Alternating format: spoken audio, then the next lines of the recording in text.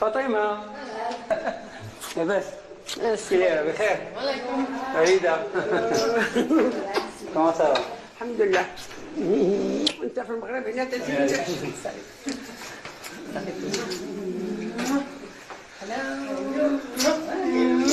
Bon, ne regarde pas mes photos anciennes. Là, j'avais 18 ans, je pense. J'étais déjà une année en Belgique. À l'époque, avoir une moustache, c'était bien. مشى صغير بزاف عرفتي كانت الصدمه جاتني صدمه ايوا الحمد لله اللهم لك الحمد. نسيت السؤال ديال الطوموبيل ديالك في جيبي. ماشي ملي مشيتي نو لا مشيتي باقي ما عرفتش. نو ما جافي با ما عنديش البيرمي من غير دار لي حليت الكوف ولا شي حاجه وخليتي السوايع وخليت السوايع في جيبي جاو من الطياره شي واحد اخر جا خدام. جو me rappelle de ce stress. Les premières bêtises. On sent qu'il est tellement bien là où il est. Il est tellement heureux avec ce qu'il a fait, ce qu'il peut faire là-bas. Et c'est un homme très généreux de toute façon. Je lui témoigne une reconnaissance infinie par rapport à tout ce qu'il fait.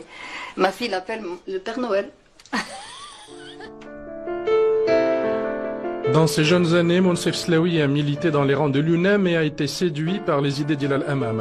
Déçu par la politique, il se plongera dans ses études et cherchera à impacter le monde autrement. J'ai beaucoup milité et j'avais l'ambition d'aider à ce qu'il y ait plus de justice dans le système. Bien sûr, à cet âge, on est aussi idéaliste. Fondamentalement, mes valeurs n'ont pas changé. Et puis quand j'étais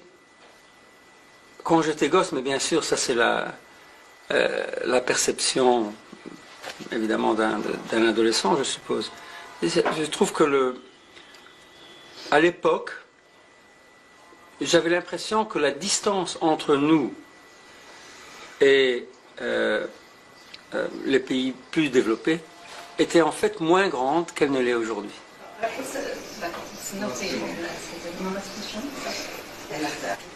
ايوا بحيث هو سعيد وفرحان بزاف صافي حنا الحمد لله. شو تيبغي الواحد يشوف غير وليداتو على خير وبخير وناجحين في اعمالهم وناجحين في حياتهم. هذا هو المراد. My parents bought me a motorcycle when I was 12. Le séjour marocain du chercheur touche à sa fin avec un rendez-vous marquant organisé par la Chambre de commerce britannique au Maroc dans un grand hôtel de la métropole. Sa rencontre avec le public lors d'une conférence sur le Maroc, hub de l'innovation et de la recherche et développement. Un grand merci à nos partenaires. Un budget, dans la tête de tout le monde, c'est fait pour être dépensé. Et donc quand on donne un budget aux chercheurs, il est dépensé. J'ai banni le mot budget, j'ai introduit le mot investissement. Parce que quand on fait un investissement, on s'attend à un retour. On a une raison d'investir et on a un objectif. Et en deux mots, cette stratégie, introduite en 2006, s'est traduite à partir de l'année 2011 en GSK ayant chaque année depuis 2011 jusqu'en 2016 le plus grand nombre de nouveaux médicaments approuvés par la Food and Drug Administration de l'industrie chaque année. Et si on fait le total sur les 5 années, 24 nouveaux médicaments. Avec cette hypothèse qu'on a... Tout au long de son intervention, le scientifique est revenu sur les clés du succès de la structure qu'il a dirigée. Bonnes conditions de travail, culture de l'effort et créativité libérée. Ce sont les notes indispensables de la partition, avec un chef d'orchestre à l'écoute. Nous faisons des études cliniques ici. Ce que j'ai pris, c'est de l'optimisme et de l'énergie. J'ai appris vraiment qu'il y avait beaucoup d'idées, beaucoup d'énergie, beaucoup de commitment. Le momentum existe maintenant. Franchement, c'est différent d'avant. Ça, c'est ce que j'ai appris. Ce que j'ai appris avec moi, c'est la réflexion de comment puis-je réalistiquement aider. J'aime ce pays, j'ai envie de l'aider. Je dois trouver une approche qui est compatible avec toutes mes occupations et qui va permettre d'aider le pays. Donc, je suis quelqu'un qui est solution-oriented et je vais trouver. Une déclaration aux allures de promesse pour Monsef, qui, tel l'enfant prodigue, revient dans son pays après de longues années pour essayer de partager les fruits du succès.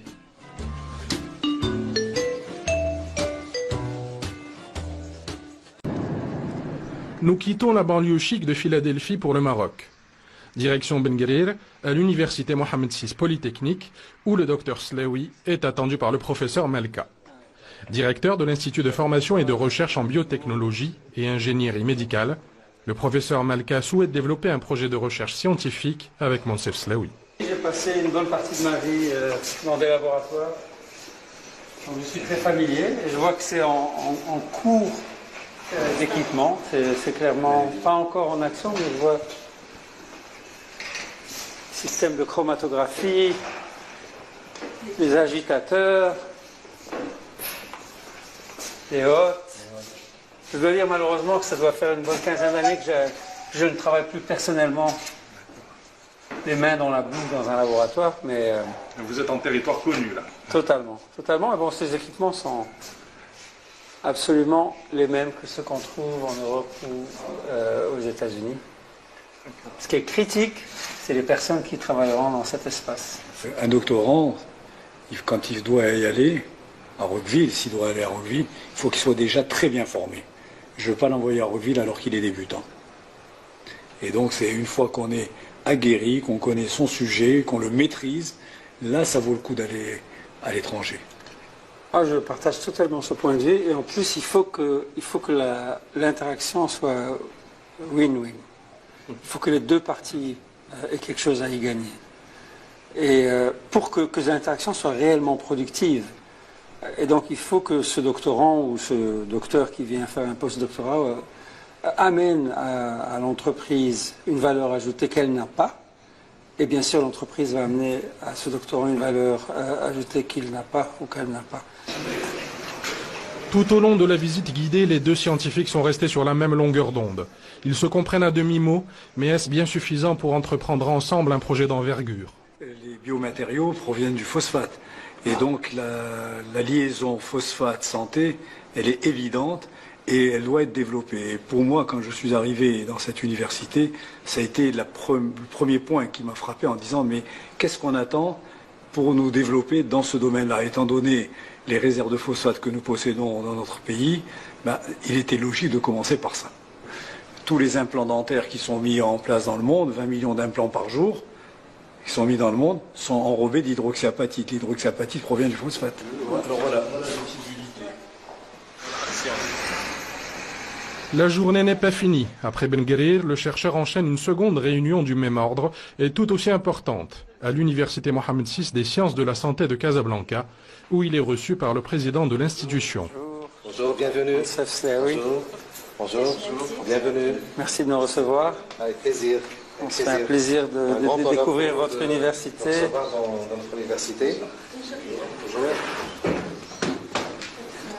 C'est impressionnant de voir les bâtiments et l'hôpital.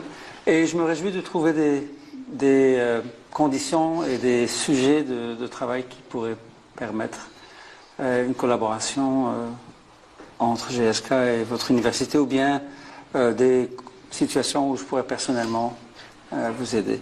Soi-disant, l'idée, c'est proposer à Monsef Slaoui de développer avec nous, avec nos équipes, avec nos jeunes chercheurs, avec les universités marocaines, développer une unité de recherche-développement. C'est-à-dire une recherche orientée vers le développement de nouvelles technologies, de nouveaux kits diagnostiques, de nouveaux outils qui répondent aux problématiques de la santé de notre pays. C'est ça l'idée générale qu'on peut faire.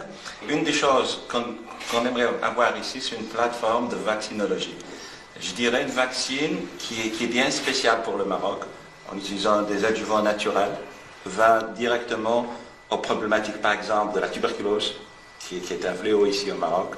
Vous voyez, donc il y a, comme ça a été dit par M. le Président, besoin de développer la recherche utile, pertinente, appliquée pour répondre à des questions vraiment fondamentales au niveau du Maroc, telles que les directives en matière d'antibiothérapie de l'infection de l'enfant, par exemple. Ce que je suis disposé à vous aider dans la réflexion, c'est d'identifier des questions de recherche dans lesquelles il y a un win-win pour les deux parties. Parce qu'alors il y a une motivation réelle d'investir, parce qu'il y aura une connaissance et une information qui sera relevante pour le Maroc, pour l'université et pour le collaborateur industriel. Le discours n'a pas changé. L'ancien président de GSK Vaccins Monde et membre du comité exécutif de l'entreprise reste prudent et ne promet rien qui pourra lui être reproché plus tard. Il a besoin d'en savoir plus et parle toujours d'investissement gagnant-gagnant. Just you and I